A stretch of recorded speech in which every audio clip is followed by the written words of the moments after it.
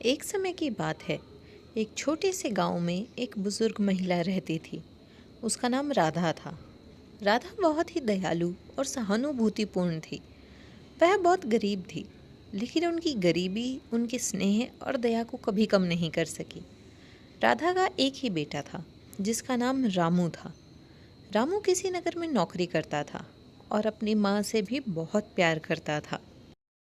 रामू हर महीने अपनी माँ के पास आता था, उसे पैसे देता था और फिर वापस शहर चला जाता। लेकिन एक महीने रामू नहीं आया, फिर दूसरे महीने भी वह नहीं आया। राधा को बहुत चिंता हुई। उसने सोचा कि उसके पास पैसे तो हैं, लेकिन उसके बेटे का ख्याल उसे चैन नहीं दे रहा था। वह रोज़ बेटे का इंतज़ार करती, लेकिन रामू नहीं आया। अतः राधा ने फैसला किया कि वह शहर जाएगी और अपने बेटे का पता लगाएगी। राधा ने अपने सारे पैसे जमा किए और शहर के लिए निकल पड़ी।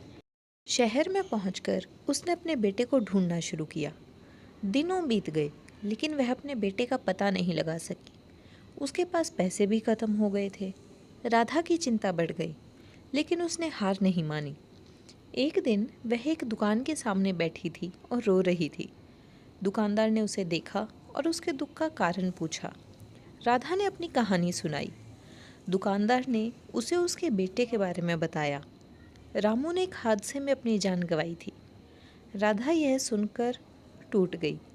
उसने अपने बेटे के नाम की मिट्टी अपने हाथों से चूमी।